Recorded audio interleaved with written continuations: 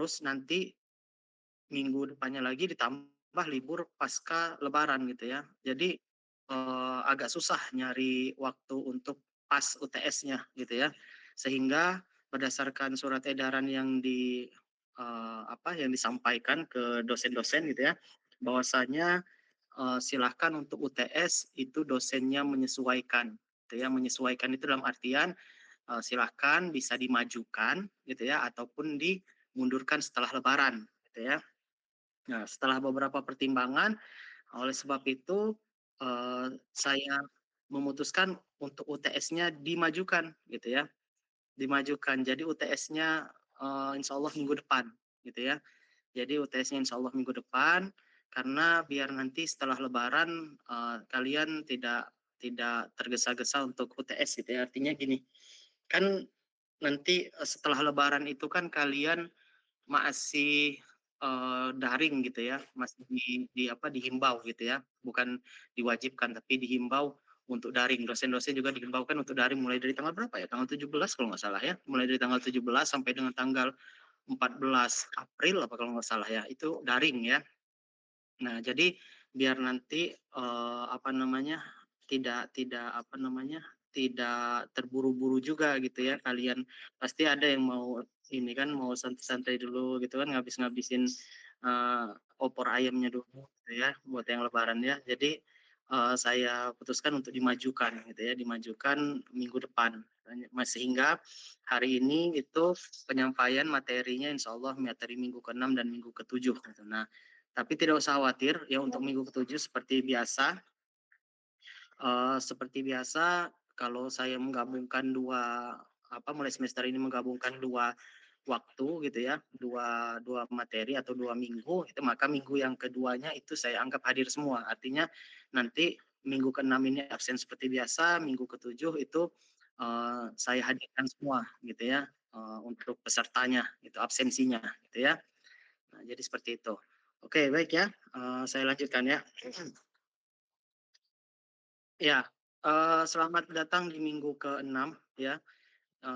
Pada minggu ini kita akan melanjutkan mengenai erosi tanah. Kemarin sudah saya bahas gitu ya mengenai erosi tanah yang pertama gitu ya. Bagaimana penyebabnya, faktor-faktor apa saja yang menyebabkan erosi tanah ya. Kemudian bagaimana contoh-contoh kasus erosi tanah di lapangan gitu ya atau di dunia nyata gitu ya. Nah, kemarin sudah diberikan. Nah, pada pertemuan minggu ke-6 ini melanjutkan kita akan membahas mengenai pengukuran dan atau prediksi erosi. Ya, jadi erosi itu bisa diukur, ya. Erosi itu bisa diprediksi, gitu ya. Nah, ada beberapa teknik gitu ya dalam mengukur ataupun memprediksi gitu ya. Nah, ya ini salah satunya kemarin kan sudah saya sebutkan gitu ya, ada yang menggunakan petak gitu ya, petak erosi, ada yang menggunakan mengukur dengan tongkat atau tiang gitu ya, dengan menggaris tiangnya atau tongkatnya gitu, kemudian lihat berapa turunnya gitu ya, kemudian dengan melihat lapisan dari horizon gitu ya, lapisan horizonnya dan lain-lain gitu ya. Nah, ada salah satu metode, dia secara matematis, gitu ya, secara matematika atau secara hitung-hitungan, ya ini namanya USLE. USLE ini Universal Soil Loss Equation, ya. Atau bahasa Indonesianya persamaan umum kehilangan tanah, gitu ya. Jadi dengan metode ini, gitu ya, kalian bisa menghitung, ya, menghitung ataupun memprediksi, ya, seberapa besar erosi tanah. Sebentar.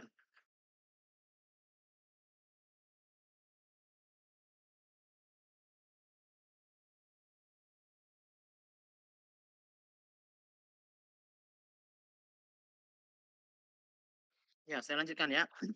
Nah, jadi pendekatan ini atau, metode USLE ini itu, eee, menggunakan pendekatan matematik ya, matematis ya, seperti udah saya sampaikan tadi ya, bahwasanya USLE ini, matematis atau menggunakan angka gitu ya, atau bahasa kita sederhananya hitung-hitungan gitu ya, dengan cara hitung-hitungan. Nah, kemudian dikembangkan oleh Wismer dan Smith. Nah, rumus ini pertama kali dikembangkan ya dari kenyataan bahwa erosi adalah fungsi erosivitas dan erobilitas ya. Jadi erosi itu merupakan kaitannya dengan erosivitas ya, tingkat kepekaan terhadap erosi dan erodibilitas ya, tingkat dari bagaimana tanah tersebut itu ya mudah tererosi atau tidak gitu ya, kemudian tanah tersebut itu, apakah dia, eee, apa, peka terhadap erosi gitu ya, atau, justru dia, anti terhadap erosi, bukan anti ya, apa namanya, eee, tidak peka lah gitu ya terhadap erosi gitu ya. Nah, berdasarkan dari fakta tersebut gitu ya, maka dikembangkanlah rumus Usle ini oleh Wismer dan Smith ini ya. Nah, rumus ini digunakan di suatu wilayah di mana curah hujan dan jenis tanahnya relatif sama, ya, relatif sama. Artinya, eee, sebentar,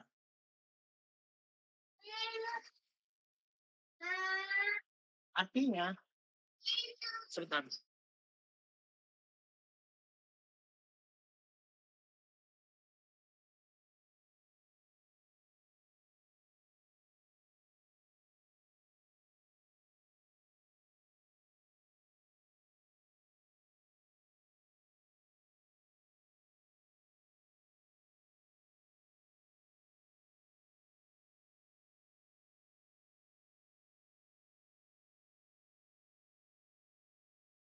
Ya, saya lanjutkan ya.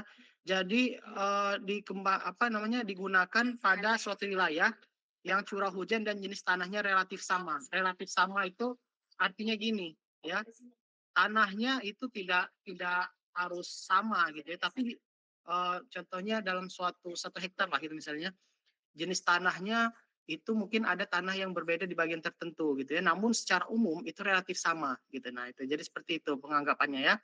Jadi, dan curah hujan ya tentu saja kalau curah hujan ini kan sifatnya dia regional gitu ya, jadi cakupannya cukup luas gitu. Sehingga untuk area yang luas itu bisa masih dianggap, sama gitu ya nilai curah hujannya. Kemudian yang beragam itu apa? Yang beragam itu adalah faktor kepanjangan lereng, kemiringan lereng, serta pengelolaan tanah dan tanaman gitu ya. Artinya kan misalnya dalam 1 hektar nih, ada yang dia hanya cover crop, ada yang dia ditanamin singkong, ada dia yang, untuk, jalan gitu ya, ada yang dia untuk, bangun pemukiman. Nah itu kan beda-beda gitu ya nilai dari, faktor C-nya atau C-nya gitu ya. Nah selanjutnya, ya, ini adalah rumus Usle itu, ya. Rumus Usle itu. Jadi, Usle itu merupakan hasil kali dari faktor-faktor ini, gitu ya, dari faktor-faktor ini. Ada erodibilitas, erosivitas, kemudian kemiringan lereng, panjang lereng, faktor tanahnya, gitu ya. Nah, ini ya, jadi ini adalah rumusnya, ya. Penjelasan dari masing-masing faktor tersebut adalah yang pertama A. A itu adalah besar kehilangan tanah persatuan luas lahan atau jumlah yang tererosinya, gitu ya. Jadi, eee, ini, erosi yang dimaksud di sini atau besar kehilangan tanah di sini, ya, itu, eee, terbatas pada erosi kulitnya dan erosi alur ya. Maksudnya erosi kulit itu ya bagian atasnya gitu yang tererosi, dan erosi alur itu maksudnya kayak kemarin ya, kalian ngelihat ya, bekas-bekas erosi itu kan kayak kayak jadi kayak apa, jalur jalur ini ya, kayak jalur-jalur gitu kan ada kan kemarin. Nah, itu maksudnya erosi alur ya.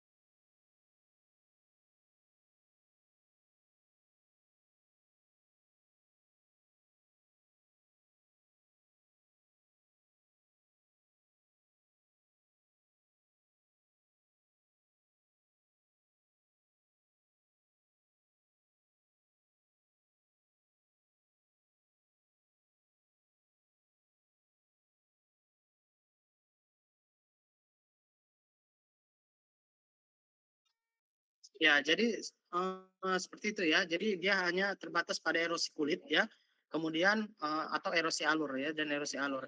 Tidak termasuk erosi yang berasal dari tebing sungai dan tidak termasuk sedimen yang terendapkan di bawah lahan-lahan dengan kemiringan besar. Artinya kalau misalnya dia, eee, erosinya itu berasal dari tebing sungai gitu ya, tebing sungai ya, maksudnya kan, sungai itu kan, agak agak dangkal gitu, ada tebingnya, paham ya maksud saya ya? Ada tebingnya gitu kan. Nah itu yang dia tererosi bukan di situ gitu ya, karena itu kan erosinya bukan erosi ya, dia lebih ke abrasi itu, pengikisan gitu ya. Jadi pengikisan, oleh arus sungai gitu ya. Nah, kemudian ada faktor R di sana. Tadi ya mana? Nah, ini ya RKLSCP ini ya. R ini adalah erosivitas. Ya, erosivitas curah hujan dan air larian. Air larian ini maksudnya apa? Surface runoff gitu ya. Apa namanya? eh, apa namanya, runoff itu limpasan ya, saya nyampe lupa bahasa Indonesianya, limpasan gitu ya, limpasan permukaan gitu ya, untuk daerah tertentu. Umumnya diwujudkan dalam bentuk indeks erosi rata-rata ya. Nah, faktor R juga merupakan angka indeks yang menunjukkan besarnya tenaga curah hujan yang dapat menyebabkan erosi atau detachment ya. Kemarin kemarin sudah saya bahas ya, detachment curah hujan itu seperti apa ya, detachment tenaga pukul, energi pukul gitu ya. Nah, itu kan bisa menyebabkan terjadinya erosi juga. Nah, kemudian ada faktor K. K ini erodibilitas ya. Jadi erodibilitas itu maksudnya adalah ya, dia kehilangan tanah persatuan luas untuk indeks erosivitas tertentu ya. Jadi faktor K ini ya adalah erodibilitas tanah ya, angka yang menunjukkan dia peka atau tidak gitu ya terhadap erosi, atau tanah itu mudah terkelupas atau tidak gitu ya ketika ada air hujan datang atau limpasan permukaan gitu ya. Karena ada tanah yang dia peka terhadap erosi gitu ya. Contohnya tanah liat gitu ya. Tanah liat itu peka terhadap erosi ya, artinya dia kemungkinan untuk erosinya kecil gitu ya. Tanah liat itu. Nah, kemudian kalau tanah berpasir gitu ya atau pasir gitu ya, itu kan dia oh sorry, yang liat itu yang tidak peka ya. Nah, kalau misalnya pasir peka terhadap erosi. Artinya apa? Artinya dia mudah tererosi gitu ya. Ketika ada erosi, pasir itu mudah gitu ya dibawa oleh air gitu ya. Nah, itu ya jadi seperti itu. Itu yang menunjukkan erodibilitas itu ya. Nah, kemudian ada L. L ini panjang lereng ya. Jadi dia eh, tidak mempunyai satuan gitu ya. Maksudnya tidak mempunyai satuan khusus gitu ya. Panjang ya biasa, panjang satuan panjang gitu ya. Nah, merupakan perbandingan antara besarnya kehilangan tanah untuk panjang lereng tertentu dengan besarnya kehilangan tanah untuk lereng 72,6 feet. Artinya ada standarnya. Nanti rasio deh jadinya ya. Jadi perbandingan gitu ya. Berapa panjang lereng yang ada gitu ya dibandingkan dengan lereng 72,6 feet ini gitu ya, atau kalau dimeterkan berapa gitu, dikonversikan dalam meter gitu ya. Pak, dari mana 72,6 feet ini? Ini udah ketentuan dari Smith sama Will Smith tadi gitu ya. Hasil dari penelitian mereka gitu ya atau kajian mereka. Jadi perbandingannya seperti itu gitu ya. Nah, kemudian ada faktor kemiringan ya atau gradien gitu ya, atau beda kemiringan gitu yang tidak mempunyai satuan juga dan merupakan bilangan perbandingan antara apa? Antara besarnya kehilangan tanah untuk tingkat kemiringan lereng tertentu dengan besarnya kehilangan tanah untuk kemiringan 9 derajat 9% gitu ya. Kemiringan 9%. Jadi berapa nih kehilangan erosinya, kemiringan di tempat kita berapa persen dibandingkan dengan 9% berapa gitu ya, ininya perbandingannya gitu ya. Nah, kemudian ada faktor C ya, pengelolaan tanah ya, ataupun bagaimana tanah tersebut dimanfaatkan gitu ya. Dia juga tidak mempunyai satuan. Jadi kalau misalnya kalian pernah menggunakan rumus untuk surface runoff gitu ya atau limpasan permukaan, di limpasan permukaan itu ada C gitu ya. Ada C. Jadi apa namanya? eh, ketika kita menggunakan menggunakan rumus limpasan permukaan gitu ya atau surface runoff, itu ada rumusnya kan namanya CIA ya, CIA. CIA. Jadi ada C, C itu faktor tanahnya ya, ada I ya intensitas curah hujan, ada A itu luasan areanya atau luasan catchment areanya. Nah, C itu sama dengan di sini ya. Jadi bagaimana nilai C itu bergantung pada pemanfaatan dari tanahnya gitu ya, ataupun uh, berdasarkan tutupan lahannya, bisa seperti itu gitu ya. Jadi misalnya dia dimanfaatkan untuk jalan, dimanfaatkan untuk pemukiman, dimanfaatkan untuk tambang, dimanfaatkan untuk perkebunan, kehutanan, itu C-nya bisa berbeda gitu ya. Jadi bisa berbeda gitu. Nah, kemudian yang terakhir itu ada P ya faktor praktek konservasi tanah gitu ya, atau cara mekanik yang tidak mempunyai satuan juga dan merupakan bilangan perbandingan antara besarnya kilangan tanah pada kondisi konservasi ideal, ya misalnya teknik penanaman sejajar garis kontur, penanaman dengan teras ya ataupun penanaman dalam larikan dengan besarnya kehilangan tanah pada kondisi penanaman tegak lurus terhadap garis kontur gitu ya. Nah, ini faktor-faktor ini gitu ya yang mempengaruhi rumus dari USLE ini tadi gitu ya, tinggal dikalikan saja. Nah, faktor-faktor erosi menurut USLE lagi ya, tadi kan ada erosivitas ya atau R tadi ya.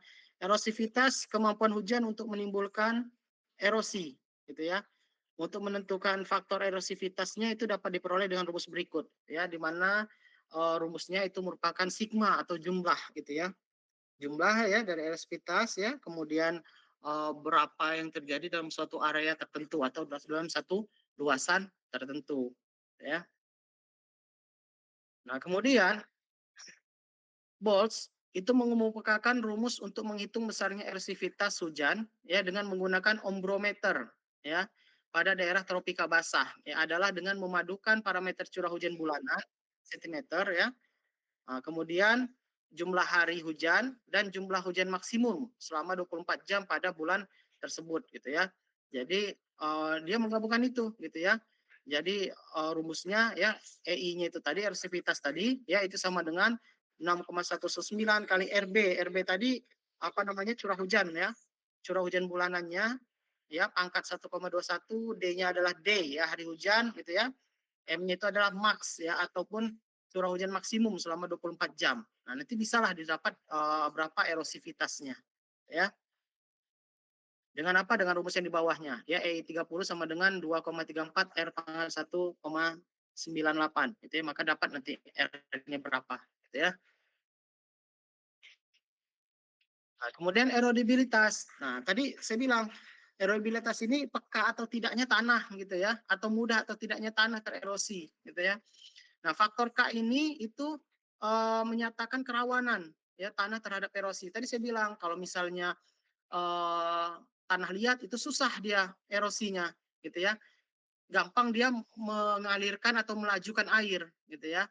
Nah, sementara kalau pasir ya itu mudah tererosi ya. Tanahnya pasir itu mudah tererosi gitu. Jadi debu, pasir itu mudah tererosi gitu ya. Nah, dipengaruhi oleh beberapa parameter fisik tanah. Jadi mulai dari ukuran partikelnya atau teksturnya gitu ya. Struktur tanahnya seperti apa, permeabilitas tanahnya ya artinya dia mudah meneruskan air atau tidak gitu ya, kandungan bahan organiknya gitu ya. Itu mempengaruhi ya. Tadi ya buat bayangannya aja lihat aja tuh, tekstur tanah liat sama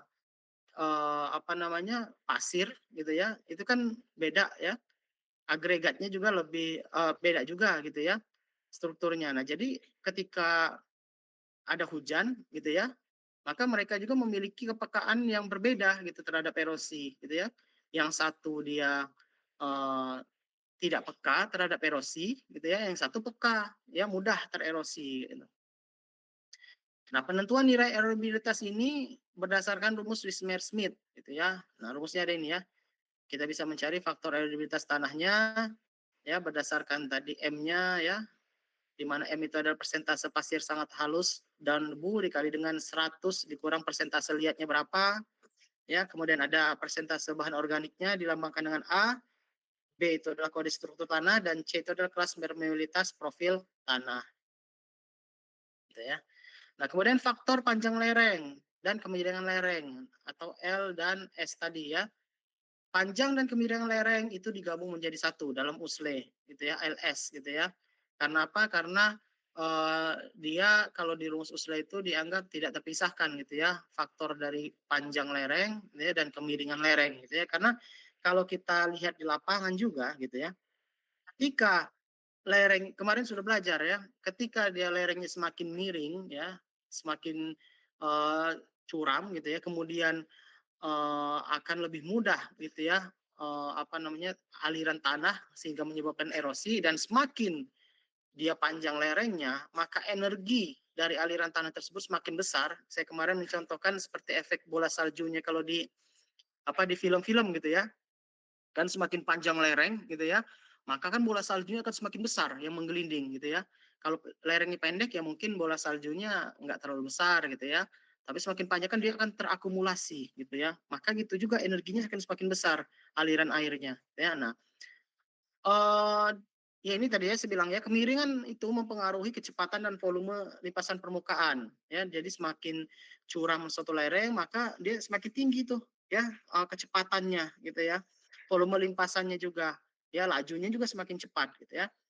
Nah singkatnya, waktu infiltrasi maka volume limpasan semakin besar. Kalau dia semakin miring kan semakin cepat nih aliran. Sehingga waktu untuk air infiltrasi atau masuk ke dalam tanah, itu akan semakin singkat. Beda kalau dia dengan genangan atau dia lebih landai gitu ya. Maka kan akan lama tuh ngalirnya. Maka ada waktu dia untuk infiltrasi ke dalam tanah ya. Jadi dengan meningkatnya persentase kemiringan, erosi juga semakin besar. Ya. Untuk menghitung nilai LS ya atau panjang lereng dan kemiringan lereng tadi digunakan rumus berikut ya. Nah, selanjutnya ada faktor pengelolaan tanaman atau C ya. Nah, faktor pengelolaan tanaman ini merupakan gabungan antara jenis tanaman, pengelolaan sisa-sisa tanaman, tingkat kesuburan, hingga waktu pengelolaan tanah. Ya, di mana adanya tanaman dapat menekan laju limpasan permukaan dan erosi. Ya. Kalau misalnya kerapatan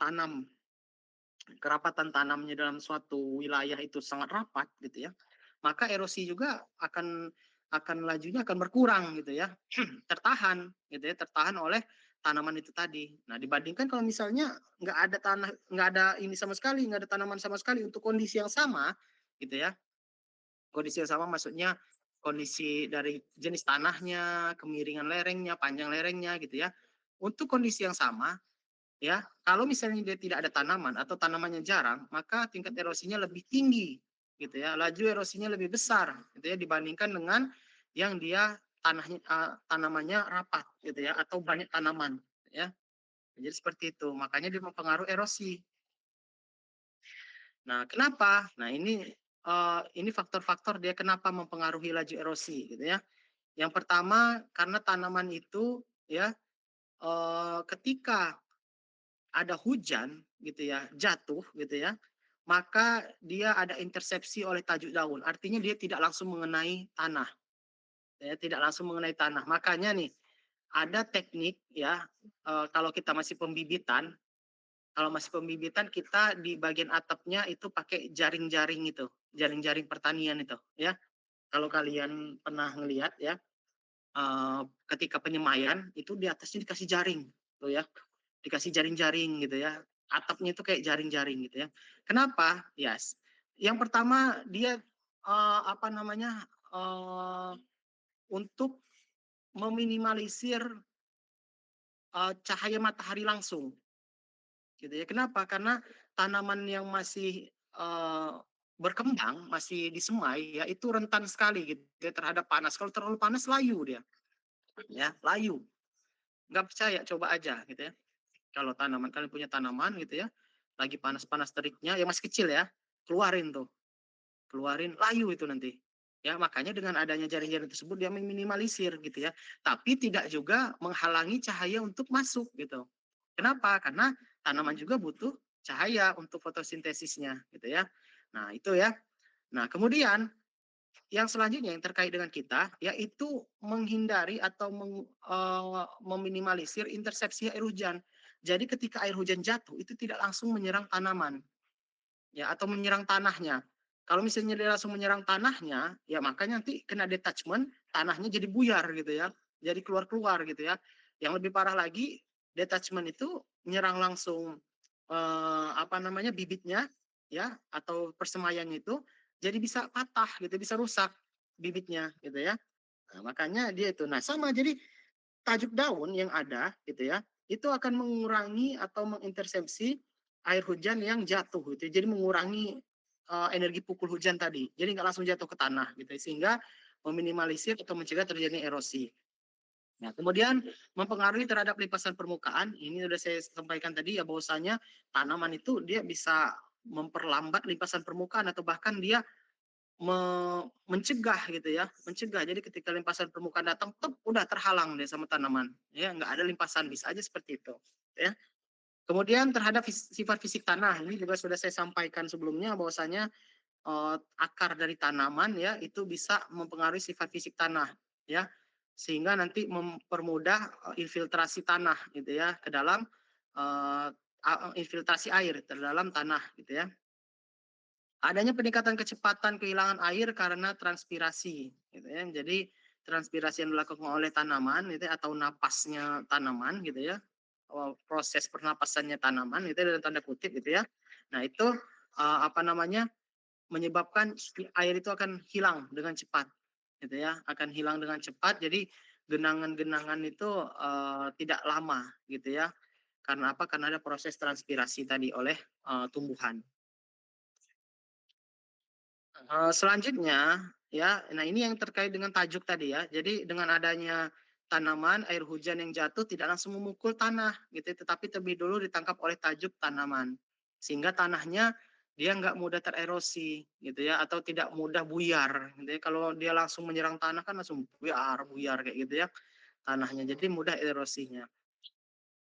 Selanjutnya tidak semua air hujan tersebut diteruskan ke permukaan tanah karena sebagian akan mengalami evaporasi. Jadi kalau misalnya hujannya nggak terlalu besar gitu ya, atau hujan panas lah gitu ya. Hujan panas itu adalah hujan hujan yang terjadi kondisi lagi panas gitu ya. Jadi hujan panas gitu ya. Nah, jadi ketika hujan jatuh nyampe ke tajuk ya, kemudian dia tertahan oleh tajuk, enggak dia nyampe ke tanah, dia akan mengalami evaporasi ya, akan menguap ya karena apa pemanasan oleh cahaya matahari tadi gitu ya. Jadi menguap, dia nggak nyampe ke tanah, bisa seperti itu ya. Nah, kejadian ini akan mengurangi jumlah air yang sampai ke permukaan tanah ya, yang disebut hujan lolos tajuk. Jadi kalau ada hujan, kemudian dia jatuh ke tanah, sementara di sana ada tutupan tajuknya banyak, jatuh ke tanah. Nah, yang jatuh ke tanah itu namanya hujan lolos tajuk, gitu ya. Hujan lolos tajuk. Jadi ada juga yang nggak lolos gitu ya. Nah, seperti itu. Nah, ini perkiraan nilai C, ya. Faktor nilai C. Kita lihat tuh, tanah terbuka tanpa tanaman. Faktor C-nya itu satu, ya. Satu, atau dengan kata lain 100%. Apa maksudnya 100% dia meloloskan air? Ya, 100% dia airnya lewat gitu ya kalau tanahnya sebentar.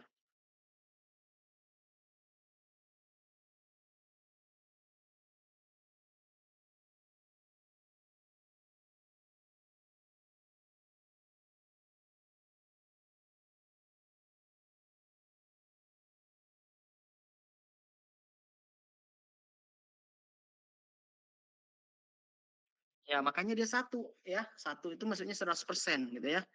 Kalau sawah seperti apa? 0,01. Artinya dia untuk meloloskan air itu nggak terlalu besar gitu. Maksudnya bisa tahan gitu ya. Tegalan, ubi kayu ya, penanaman ubi kayu, penanaman kacang tanah dan segala macam gitu ya. Nah, kalau di daerah tambang ya, itu kita biasanya menggunakan yang terbuka tanpa tanaman gitu ya. Karena ya memang dia nggak ada tanaman gitu ya di apa wilayah tambang yang belum belum dilakukan revegetasi gitu ya. Jadi seperti itu ya. Beda lagi kalau dia nanti udah dilakukan revegetasi gitu ya, seperti apa. Nih ya, perladangan tuh ya, hutan alam tuh seresah banyak. Dia kecil sekali 0,001 ya. Artinya apa? Artinya dia kecil untuk meloloskan air ketika ada erosi gitu ya. Bisa tertahan ya. Tuh, padi dan segala macam ya. Tuh, ada kacang-kacangan juga ya dan seterusnya. Kemudian faktor pengelolaan dan konservasi tanah. Faktor P itu adalah faktor tindakan konservasi tanah, di mana faktor ini merupakan bentuk usaha manusia untuk membatasi semaksimal mungkin pengaruh erosi terhadap lahan. Nah, untuk faktor P ini di lapangan akan lebih mudah bila digabung dengan faktor C, sebab kenyataannya kedua faktor tersebut berkaitan erat. Artinya apa? Ya, artinya faktor C itu juga itu merupakan bagian dari konservasi tanah atau pengelolaan tanah, gitu ya. Contoh, nih ya, contoh misalnya kayak ubi kayu plus kedelai gitu ya dalam satu wilayah tambang ditanam ubi kayu sama kedelai ya. Itu siapa yang nanam? Manusia gitu ya. Itu bagian dari pengelolaan dan konservasi tanah. Makanya faktanya di lapangan berkaitan erat nih antara P dengan C ini, gitu ya. Lagi misalnya ya, oh kacang tanah, gitu ya.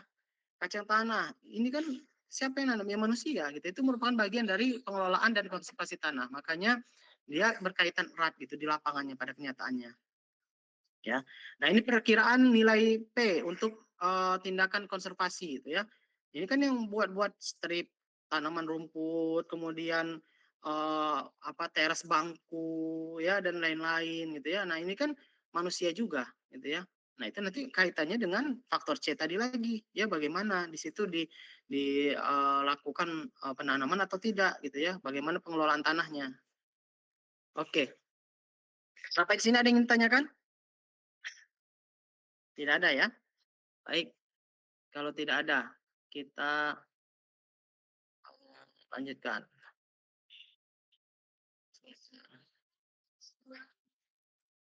Belum, Nak.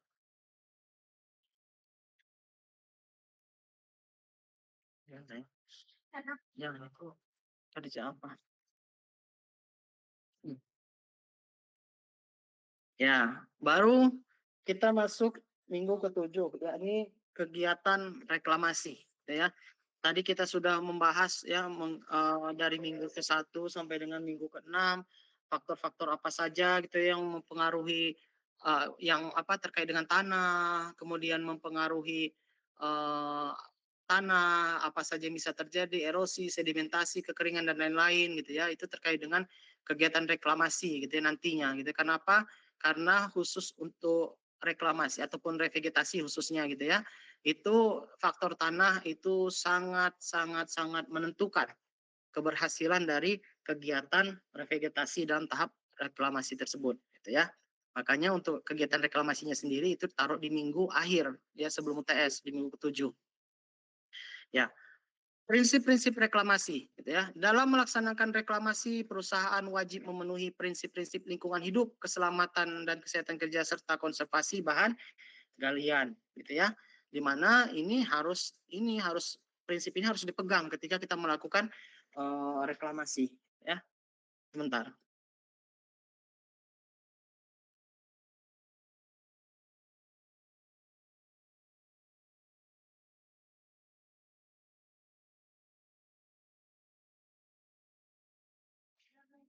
Ya, adapun yang terkait dengan prinsip-prinsip lingkungan hidup ya, itu misalnya kualitas air permukaan bagaimana, air tanahnya bagaimana, air laut kalau dia reklamasi laut gitu ya. Kemudian kualitas tanahnya seperti apa, serta udaranya, apakah dia memenuhi baku mutu lingkungan atau tidak, gitu ya. Kemudian terkait dengan stabilitas dan keamanan timbunan batuan penutup, ya. Kemudian kolam tilingnya seperti apa, lahan bekas tambang hingga nanti struktur buatan lainnya yang dia nanti dipergunakan. Struktur buatan itu kayak kan nanti ada bekas kantor gitu ya. Nah bekas kantor ini kan nanti nggak digunain lagi, gitu ya, setelah pasca tambang. Nah seperti apa? Apakah akan direklamasi atau akan dimanfaatkan untuk kegiatan pasca tambang lainnya gitu ya. Ada kan yang menjadi museum gitu ya. Ada juga yang dialihfungsikan menjadi kantor kantor ini, kantor pemantauan untuk kegiatan reklamasi misalnya, ada yang seperti itu ya. Kemudian kita juga akan memperhatikan prinsip-prinsip keanekaragaman hayati ya, pemanfaatan lahan bekas tambang, aspek sosial, budaya dan ekonomi ya. Inilah prinsip-prinsip lingkungan hidup itu yang harus dipegang ketika melakukan reklamasi. Nah, kemudian prinsip-prinsip K3 atau keselamatan dan kesehatan kerja. Di bawah sini, nah, coba cari di bawah sini sayang ya. Ada di bawah situ. Penciptaan kondisi aman sesuai dengan peraturan perundang-undangan ya. Nah, jadi harus harus apa namanya harus sesuai dengan peraturan perundang-undangan ya. Apakah aman atau tidak gitu ya. Kemudian apa namanya apakah kondisinya memungkinkan atau tidak dan lain-lain gitu ya. Nah, prinsip ini harus dipegang gitu ya ketika kita melakukan reklamasi. Kemudian prinsip konservasi bahan galian. Ya, jadi bagaimana pengumpulan data yang akurat mengenai bahan galian yang tidak dieksploitasi dan atau diolah serta sisa pengolahan bahan galian. Jadi kenapa? Karena kalau misalnya nanti salah satu contohnya aja ya, ada PAF ya atau potensial acid form atau batuan yang berpotensi membentuk air asam tambang ya, maka itu kan bahaya ya. Pengumpulan data yang akurat itu penting gitu ya, penting.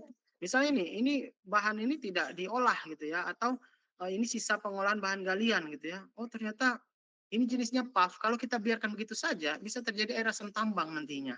Nah itu ya, maka salah satu contohnya itu ya, salah satu contohnya. Maka prinsip-prinsip konservasi bahan galian itu harus dipegang gitu ketika melakukan reklamasi.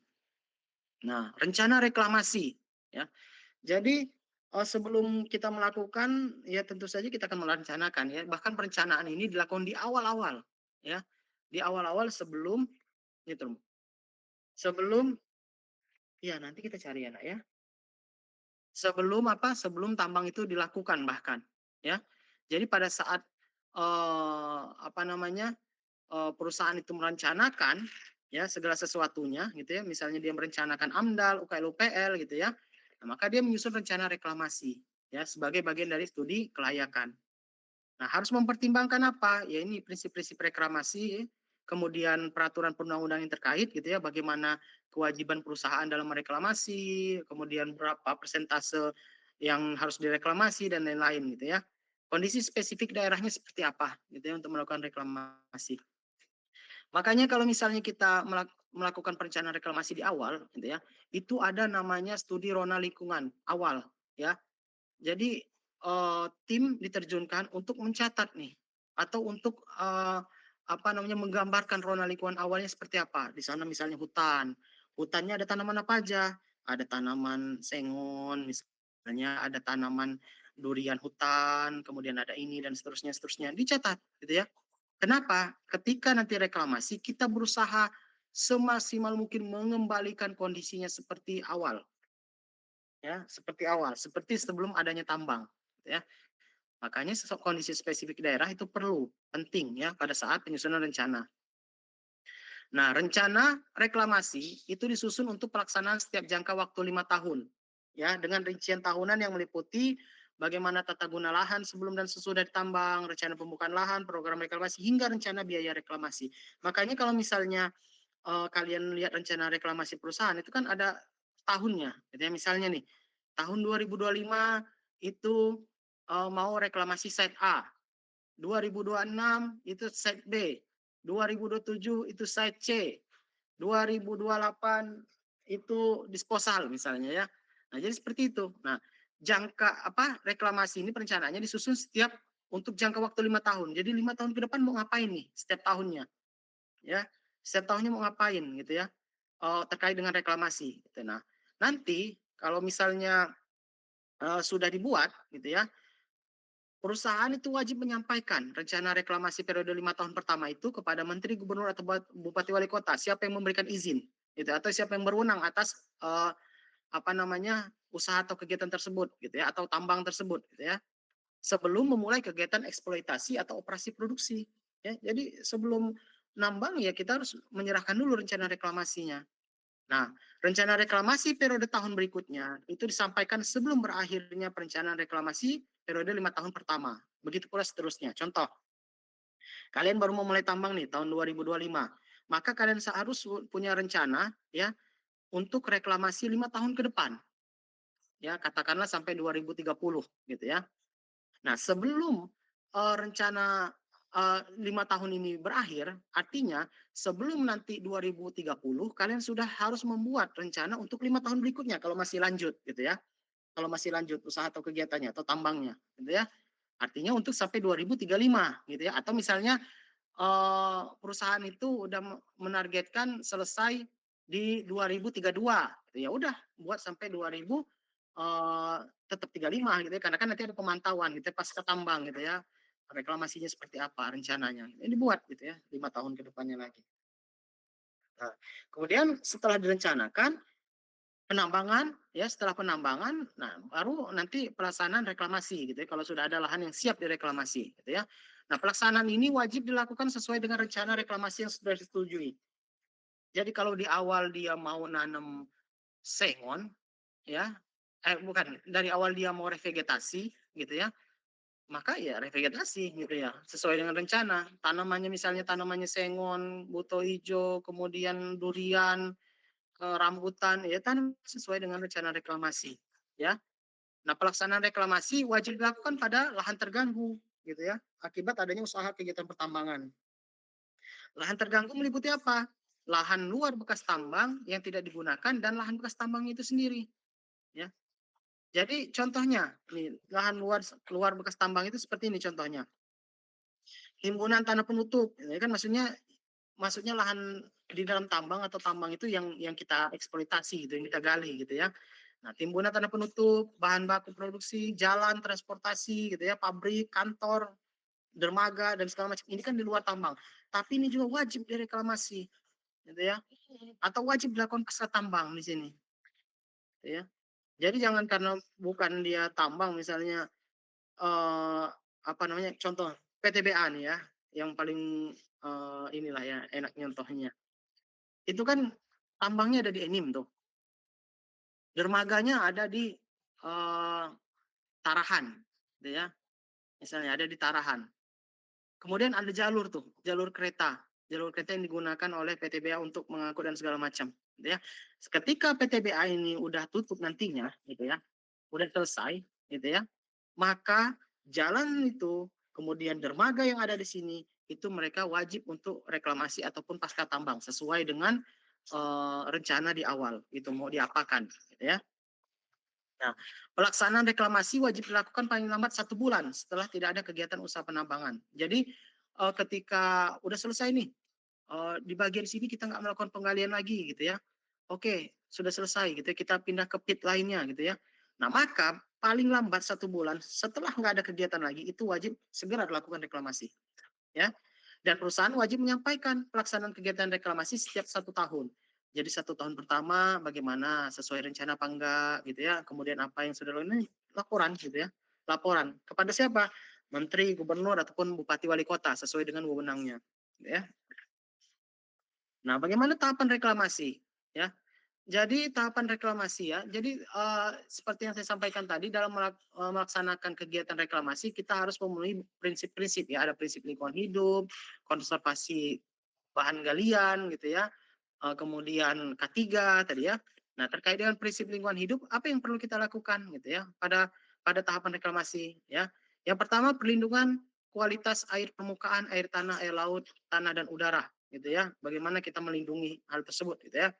Perlindungan keanekaragaman hayati, ya, penjaminan stabilitas keamanan dan seterusnya, gitu ya, pemanfaatan lahan bekas tambang hingga nanti ya memperhatikan nilai-nilai sosial budaya setempat, ya, bagaimana terganggu, terdampak enggak, kemudian bagaimana solusinya dan lain-lain, gitu ya. Nah, usaha reklamasi pada lahan bekas tambang, ya itu terdiri dari beberapa kegiatan, ya. Ada yang namanya regrading, resloping, recontouring, ini itu maksudnya adalah kembali gitu ya. Kalau regrading berarti kan menggradekan kembali, resloping slope kembali gitu ya, recontouring mengkontur kembali gitu ya. Kenapa? Ya sebelumnya kan udah ada gitu ya, tapi karena ada usaha kegiatan tambang terganggu ya grade-nya, slope-nya, kemudian konturnya. Nah, maka dibuatlah kembali gitu ya. Nah, kemudian membuat saluran drainase agar diperoleh bentuk wilayah sesuai dengan kondisi kemiringan yang stabil. Nah, kemudian ada topsoil spreading atau penebaran tanah pucuk gitu ya. Penebaran tanah pucuk ini untuk memenuhi syarat media tanaman gitu ya. Karena kan kalau tanaman itu langsung ditanam di OB gitu, di batu-batu gitu ya, itu kan kecil kemungkinannya untuk tumbuh gitu ya. Maka dia butuh media tanam. Media tanamnya apa? Media tanamnya topsoil. Topsoilnya dari mana, Pak? Topsoilnya bisa ada yang disimpan di topsoil bank, ada juga yang ngebeli kalau dia nggak punya gitu ya atau kurang gitu ya. Nah, untuk medianya, media tumbuhnya, gitu ya. Jadi lapisan atasnya topsoil gitu ya, untuk media. Nanti kan kalau dia udah agak gede gitu ya, udah agak gede gitu ya, udah tahan gitu ya, maka meskipun di bawahnya batuan gitu ya, itu kan bisa apa namanya bisa bisa tetap tumbuh tanamannya gitu ya. Nah, revegetasi dengan cepat tumbuh gitu ya atau ditanamin dengan tanaman yang cepat tumbuh. Tanaman asli lokal dan tanaman hutan introduksi. Kenapa cepat tumbuh? Karena kita pengen mengejar dia cepat hijau, ya. Dengan cepat hijau. Untuk kalau misalnya dia nanti cepat hijau, makanya di awal itu ditanamin cover crop dulu. Meskipun ada perusahaan yang dia langsung nanam cover crop sama tanaman pionirnya, gitu ya, bareng, gitu ya. Tapi kemungkinan dia untuk bagusnya itu nggak sebagus kalau kita nanamin cover crop dulu. Kenapa? Cover crop ini cepat tumbuh dia, ya. Ketika dia sudah melapisi permukaan, ya, maka kan nanti tanahnya akan mulai subur, ya. Tingkat erosinya akan berkurang karena tadi udah ada kerapatan tanaman dan segala macam, baru kita menanam tanaman pionir, kayak gitu ya. Tanaman asli lokal, ya. Kenapa? Ya karena apa namanya, ya tanaman asli lokal kan artinya dia memang sudah cocok gitu di wilayah tersebut. Makanya tadi di awal ada rona lingkungan, ya rona lingkungan awal. Dicatat tuh misalnya, oh tanaman asli lokal di sini itu adalah durian montong, misalnya ya, di hutannya ada durian montong gitu misalnya, tumbuh dengan subur. Maka nanti tanamin aja durian montong gitu ya untuk tanaman asli lokalnya. Dia akan tumbuh dengan baik kok, karena memang dia, itu habitatnya gitu ya, sesuai dengan kondisinya gitu ya. Nah, sebagai tambahan dilakukan perencanaan pengembangan tanaman pangan, ya, tanaman perkebunan dan tanaman hutan industri. Jadi ada yang ditanamin mangga gitu ya, ada yang ditanamin jagung-jagung ya. Untuk apa? Yaitu nanti untuk diproduksi gitu ya. Apalagi itu untuk menunjang ketahanan pangan gitu ya. Singkong itu ada juga yang ditanamin seperti itu ya. Kemudian ada konservasi topsoil ya, ada penataan lahan ya, pengelolaan sedimen dan pengendalian, penanaman cover crop ya, penanaman pionir, penanggulangan logam berat ya. Nah, jadi terkait dengan penanggulangan logam berat gitu ya, karena ada beberapa kan wilayah yang dia ditanamin tanaman konsumsi. Saya bilang tadi ya, singkong, jagung ya, kemudian tomat ya, ada yang jadiin kebun cabe ya. Kalau misalnya ada logam berat, ya itu berbahaya tanamannya untuk dikonsumsi. Ya, jadi bagaimana penanggulangan logam beratnya? Ya, kayak apa namanya yang dilakukan oleh Arbi dan Cindy 2020 gitu ya, itu udah lulus ya mahasiswa bimbingan saya di salah satu daerah di Lampung Selatan. Itu bekas tambang emas gitu ya, penggunaan merkuri waktu itu ya. Jadi ketika dia menganalisis, oh ternyata tingkat merkurinya di tanah dan di air sekitar tambang itu besar, tinggi ya. Padahal di wilayah itu ditanemin tanaman konsumsi, tomat gitu ya, singkong. Bahaya itu ya. Kenapa? Logam berat ini bisa masuk ke dalam buah-buahan tersebut atau masuk dalam tanaman konsumsi tersebut. Ketika dikonsumsi, ya tentu saja berarti kita mengkonsumsi logam berat juga, gitu ya. Ya mungkin dampaknya tidak langsung terlihat signifikan gitu ya, tapi dalam waktu tertentu akan terasa gitu ya, akan terasa dampak dari logam berat yang masuk ke dalam tubuh. Ya, konservasi topsoil ya. Jadi ketika konservasi topsoil ada yang harus diperhatikan ya, menghindari tercampurnya subsoil yang mengandung unsur senyawa beracun gitu ya, dengan tanah pucuk ya, jadi dihindarin gitu ya. Menggali tanah pucuk sampai lapisan yang memenuhi persyaratan untuk tumbuh tanaman. Ya, nah itu harus digali itu ya, harus digali atau dicebar gitu ya, tanah pucuknya sesuai dengan syarat tumbuh tanamannya seberapa sentimeternya gitu ya, tinggi apa tebal dari lapisan pucuknya gitu ya. Menempatkan galian tanah pucuk pada areal yang aman dari erosi dan penimbunan bahan galian lainnya. Jadi makanya ada topsoil bank namanya ya.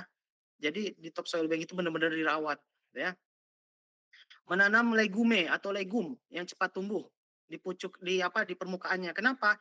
Ya itu tadi mencegah erosi sama menjaga kesuburan tanah gitu ya. Jadi topsoil bank itu enggak tanahnya ditimbun aja gitu enggak gitu ya. Tapi ditanemin, tetap ditanemin gitu ya, ditanemin apa namanya cover crop gitu ya untuk mencegah erosi sama menjaga kesuburan tanah gitu ya. Nanti kalau udah mau diambil lagi baru diiniin, di apa, dihilangkan rumput-rumputnya gitu ya. Nah, kemudian penataan lahan ya dilakukan untuk memperbaiki kondisi bentang alam. Ya, ada pun caranya adalah dengan pertama menutup lubang galian dengan limbah tiling OB gitu ya. Membuat saluran drainase ya, menata lahan agar revegetasi lebih mudah dan erosi terkendali ya hingga menempatkan tanah pucuk agar digunakan lebih efisien ya. Nah, ini penata gunaan lahan terkait penata gunaan lahan ini apa namanya? Ini tidak lepas juga dengan pasca tambang tentu saja ya, makanya ada perencanaan penatagunaan lahan namanya ya. Pengolahan sedimen dan pengendalian erosi, ya jadi intinya adalah ini mencegah sedimentasi, ya dan mencegah erosi gitu ya. Nah itu pengelolaannya itu ya maksudnya ya. Nah penanaman cover crop, nah ini tujuannya untuk memulihkan kualitas tanah dan mengendalikan erosi ya. Cover crop ini kan dia mudah tumbuh, cepat tumbuh gitu ya. Jadi kalau misalnya begitu ditanamin gitu ya, cepat tumbuhnya, cepat juga menjalarnya, cepat menutupi permukaannya, makanya bagus ini cover crop ditanam di awal gitu ya, nggak dibarengin sama pionir seharusnya. Tapi nggak masalah juga ditanamin dengan pionir, tapi tingkat keberhasilan nantinya akan berbeda tentu saja, gitu ya. Nah, keberhasilan penutupan tanah sangat menentukan keberhasilan reklamasi pasca tambang. Nah, ini yang saya bilang tadi ya. Dia kalau misalnya menanam cover crop lebih dulu itu tingkat keberhasilannya lebih tinggi dibandingkan langsung ditanam pionirnya juga gitu ya. Adapun karakteristik cover crop ini mudah ditanam, cepat tumbuh gitu ya, menghasilkan biomasa melimpah, tidak berkompetisi dengan tanaman pokok. Artinya dia nggak rebutan makanan gitu ya, nggak rebutan makanan dengan tanaman pokok. Nah, baru setelahnya penanaman pionir ya. Dilakukan untuk mengurangi kerentanan terhadap serangan hama dan penyakit gitu ya, serta untuk lebih banyak menarik binatang penyebar benih khususnya burung. Tanamin pionir ya. Nanti kan kalau udah ada pionir, udah sejuk nih karena pionir gitu ya. Datang kan burung, burung datang. Nah, kalau burung ulat datang misalnya ya, ulat datang, di situ tuh ada daun hijau segar gitu ya. Datanglah ulat, ulat ada, datang burung, ya, burung ada, datang hewan-hewan lainnya. Apalagi kalau tanaman pionirnya ini ada buahnya gitu atau bijinya yang menjadi konsumsi dari hewan-hewan, ya akan menarik nih bagi hewan-hewan untuk datang gitu ya. Sehingga nanti keanekaragaman hayati akan tercipta kembali gitu ya. Nah, lebih baik digunakan lebih dari satu jenis tanaman ya. Ada beberapa jenis tanaman pionir ya, ada sengon, ada buto, ya, kemudian ada cemara, eukaliptus dan lain-lain ya. Nah, dalam waktu 2 tahun, kerapatan tajuk yang dibentuk tanaman itu mampu mencapai 50-60%, sehingga kondusif untuk melakukan restorasi jenis lokal, umumnya bersifat semi toleran ya. Jadi ketika tajuknya sudah 50 dan 60%, baru ditanam tanaman lokal, misalnya durian tadi, ya mangga, rambutan, kayak gitu ya. Ditanam itu. Kenapa? Karena rata-rata tanaman lokal itu dia semi toleran. Maksudnya kalau misalnya terlalu panas, dia juga nggak hidup gitu ya. Makanya ketika rapatan tajuknya sudah mencapai 50-60 udah bisa ditanamin gitu ya. Tanaman pionir ditanam dengan sistem pot yang umumnya 60 kali 60 kali 60 cm. Ini bisa berbeda ya. Berbeda sesuai dengan kondisi lapangan, sesuai dengan jarak tanaman, sesuai dengan metode penanaman, ini bisa beda, tapi umumnya seperti ini. Ya, untuk jaraknya 60 kali 60 kali 60 cm gitu ya. Nah, pada beberapa lokasi tanaman pionir ditanam langsung setelah penatagunan lahan, padahal tingkat keberhasilannya relatif rendah. Ini yang saya bilang tadi, ya. Jadi dia langsung ditanam dengan tanaman itu cover crop, padahal tingkat keberhasilannya pasti relatif rendah. Nggak percaya? Nah, itu 2021 tuh. Siapa namanya? Yohanes, ya, mahasiswa bimbingan saya yang di Kalimantan kemarin, keberhasilan reklamasi. Saya bilang, mereka gimana nanamnya? Saya bilang kan, kalau di perusahaan ini Pak katanya, cover crop sama pionir langsung di awal Pak. Begitu reklamasi, revegetasi langsung tanam Pak. Pasti saya bilang tingkat keberhasilannya rendah. Iya Pak, kata dia. Iya, memang seperti itu. Jadi bagusnya itu cover crop dulu, setelah cover cropnya bagus, baru pionir. Cuman perusahaan itu kadang ngejar waktu gitu, biar cepet aja lah gitu kan. Biar cepet selesai gitu kan. Nah, jadi tapi tingkat keberhasilannya juga rendah juga jadinya gitu ya. Nah, penanggulangan logam berat ya untuk mengurangi kadar logam berat pada area yang menjadi reklamasi, area reklamasi hingga dengan kadar batas ambang batas tertentu gitu ya.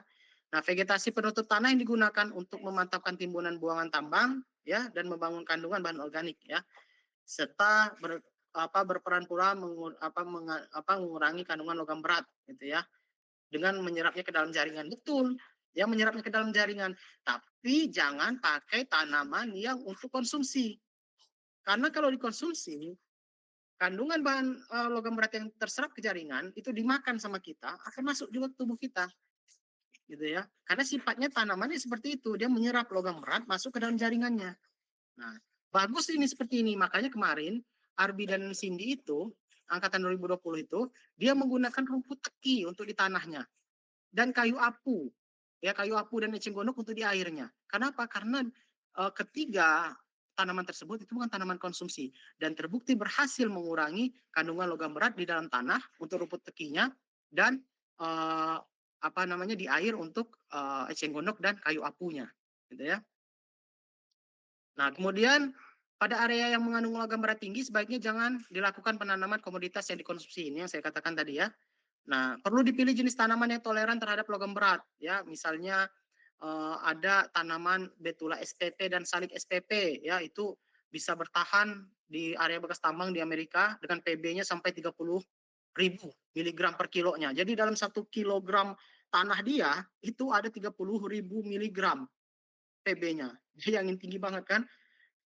Zincnya lebih besar lagi. Dalam 1 kilonya itu ada 100.000 miligram zinc di dalam tanahnya, ya. Tapi dia bisa menggunakan Betula spp dan Salik spp. Dia tahan terhadap logam berat, ya. Nah, ini perlu diidentifikasi tanaman lain yang toleran terhadap logam berat yang dapat tumbuh baik di wilayah tropis seperti Indonesia. Ini menjadi bahan ataupun topik gitu ya, bisa menjadi topik kalian ketika nanti mau TA, ya, bagaimana kalian mengidentifikasi tanam-tanaman pada kondisi lahan yang kritis gitu ya, yang logam beratnya tinggi. Karena tidak semua juga tanaman bisa tumbuh ya di wilayah dengan logam berat yang kandungan logam beratnya tinggi gitu ya.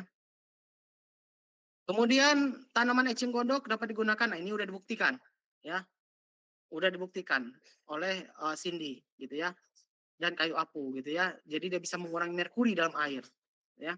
Penanganan logam berat dengan mikroorganisme atau mikroba. Nah, ini ini saya lagi mencari orang ini untuk untuk jadi selama ini, kami menggunakan mikroorganisme, kami itu karena tim ya, kami mahasiswa ada tim yang sudah lulus, ada yang sedang mengerjakan, menggunakan mikroorganisme atau mikrobia, ya, itu untuk menyuburkan tanaman.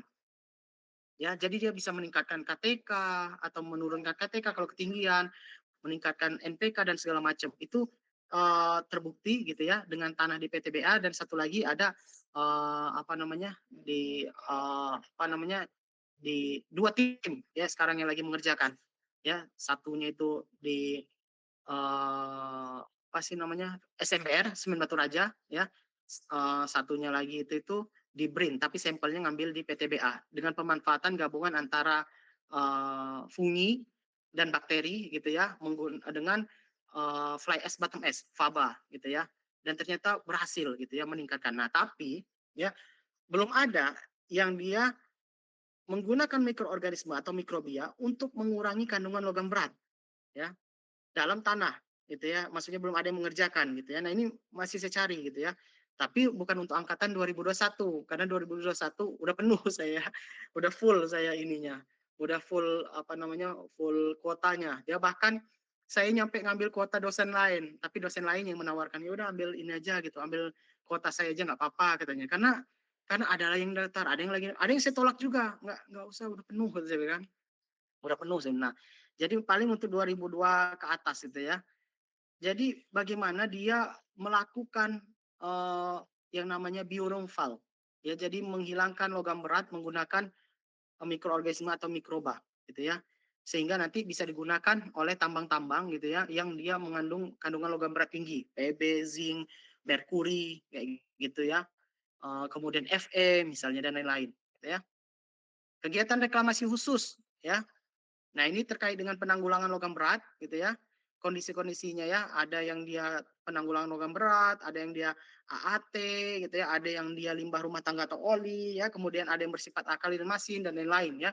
Jadi artinya apa? Diperlukan perlakuan tambahan dari teknik reklamasi pada umumnya kalau perlakuan khusus gitu ya, khususnya. Jadi ini untuk logam berat gitu ya.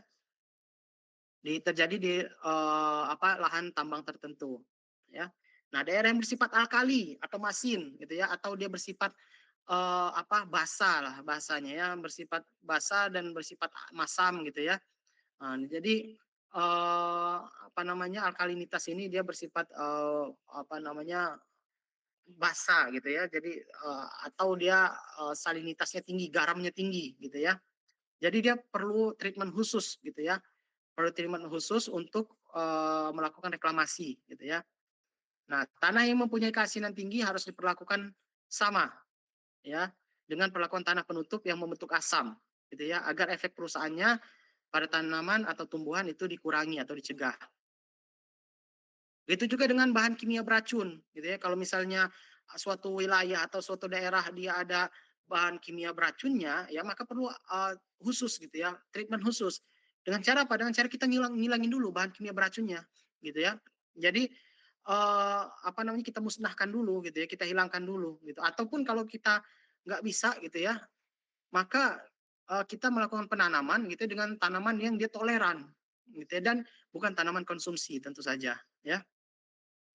Nah, ada lagi misalnya butiran sianida, ya tidak boleh ditimbun karena masih mempunyai potensi membahayakan selama bertahun-tahun. Nah, itu ya, sisa sianida dan bahan berbahaya lainnya harus dimusnahkan. Jadi nggak bisa begitu saja gitu ya, ditimbun gitu ya, karena akan berbahaya nantinya. Tumbuhan hama, ya. Nah, tumbuhan hama ini harus dibersihkan gitu ya, harus dikontrol supaya dia tidak mengganggu, tumbuhan yang memang kita sengaja tanam, gitu ya. Jangan sampai tumbuhan yang kita tanam itu kalah sama tumbuhan hama, gitu ya. Tumbuhan hamanya subur, tumbuhan yang kita tanam justru malah mati gitu ya. Nah, itu harus diperhatikan gitu ya. Jadi jangan sampai gitu ya, jangan sampai, kalah gitu ya, tanaman kita dengan tanaman hama. Penamanan batuan limbah, ya. Jadi, dalam kegiatan penambangan pada umumnya sangat besar jumlahnya batuan limbah itu ya. Nah, sehingga lokasi dan teknik penimbunan reklamasinya harus direncanakan sedini mungkin, itu OB itu ya, OB itu. Jadi semuanya, dikembalikan ke tempat asalnya sedapat mungkin gitu ya. Kalau tidak bisa ya seperti apa penataannya gitu ya. Nah, jadi seperti itu. Tiling, ya, jadi sifat kimia dan fisik tiling itu bervariasi ya. Biasanya, sulit untuk ditanami kembali, gitu ya. Jadi penelitian geoteknis dan teknis itu diperlukan, ya untuk apa? Untuk supaya tilingnya memenuhi kriteria berikut ya. Jadi tidak mencemari, strukturnya stabil, mempunyai kapasitas untuk, menampung tiling gitu ya. Kemudian serasi dengan bentang alam sekitar, jadi seperti itu. Nah, sifat kimia dan fisik tiling akan menentukan jenis tumbuh yang dapat ditanam gitu ya. Jadi nggak semua tanaman itu bisa tumbuh di kondisi tiling dengan kimia tertentu atau fisik tertentu, gitu ya. Sehingga apa? Sehingga bisa merugikan beberapa sifat tiling ini, ya. Seperti kurangnya unsur hara, logam beratnya tinggi, garamnya tinggi, gitu ya. Mikroorganismenya juga kurang, yang membantu tanah. Absorpsi tiling itu menyebabkan ketegangan pada tanaman, gitu ya. Maksudnya adalah air yang datang itu diabsorpsi oleh tiling sehingga tanahnya ini kekurangan air kayak gitu ya. Nah, itu sifat-sifat tiling yang merugikan atau bahkan bisa me, apa namanya, menurunkan tingkat keberhasilan reklamasi kita. Ya, pengelolaannya seperti apa? Nah, ini bisa ini lapisan air permanen misalnya ya, mencegah terjadinya oksidasi tiling dan kemungkinan konsolidasi dari tiling ya. Jadi lapisan air itu maksudnya tiling itu dimasukin ke dalam air gitu ya. Kalau ada laut gitu ya, masukin tilingnya ke laut ya. Jadi dia terendam gitu ya. Ada cladding juga ya, pelindung permanen untuk melindungi permukaan tiling dari erosi ya. Ada capping juga, ya, lapisi dengan clay gitu ya. Jadi bagian atasnya dilapisi dengan clay yang compact gitu ya atau mineral yang kedap air ya, kemudian apa namanya di atasnya lagi baru dilapisin tanah yang tidak kedap air gitu ya. Jadi dia menahan air untuk masuk atau berinteraksi dengan tiling gitu ya. Nah, limbah rumah tangga dan oli ya tentu saja ini harus diperhatikan gitu ya karena limbah rumah tangga dan oli ini bisa mencemari lingkungan gitu ya. Khususnya oli ya, kalau limbah rumah tangga itu kayak gini, sisa-sisa makanan, sabun ya, sampo ya habis kita mandi itu ya, bekas pasta gigi. Nah, itu limbah rumah tangga maksudnya ya. Nah, kemudian bekas-bekasnya itu, bekas-bekas odol dan segala macam itu kan limbah juga gitu ya. Nah, itu jadi bagaimana limbah tersebut gitu ya, dapat dikelola dengan baik gitu ya, dan tidak menjadi sampah ya, tidak menjadi limbah yang, tidak dikelola dengan baik ya, termasuk dalam oli gitu ya. Oli kan biasanya dibuat tuh, jadi, dibuat, tempat-tempat khusus gitu ya, seperti drum ya, penangkap oli gitu ya, untuk apa, untuk oli-oli bekas. Air asam tambang ya. Nah, ini tidak akan dibahas spesifik di sini ya, nanti ada mata kuliah khusus mungkin ya, yang akan membahas air asam tambang gitu ya. Tapi sekali lagi air asam tambang ini sulit untuk, apa namanya, ketika dia sekali terbentuk sulit untuk dihentikan dan membutuhkan biaya yang besar untuk menanganinya. Nah, itu yang perlu kalian ingat ya. Oke, sampai di sini ada yang ingin ditanyakan? Tidak ada ya? Baik, kalau tidak ada ya. Nah, jadi, untuk absen minggu ketujuh ya itu saya anggap hadir semua ya. Jadi, tidak usah khawatir yang tidak hadir hari ini mungkin, hanya, dianggap tidak hadir sekali tadi ya. Kemudian nanti jangan lupa minggu depan kita UTS ya. UTS-nya, online saja ya. Metodenya seperti apa nanti akan saya sampaikan kepada koordinator kelasnya Anjas ya. Nah, tapi online aja kita ininya, apa namanya, eee UTS-nya gitu ya, biar enak gitu ya. Baik, kalau begitu, kalau tidak ada yang ditanyakan lagi, terima kasih atas perhatian dan kehadirannya. Saya akhiri, assalamualaikum warahmatullahi wabarakatuh. Selamat pagi semuanya. Pagi Terima Bang. kasih. Pagi Pak. Waalaikumsalam warahmatullahi wabarakatuh.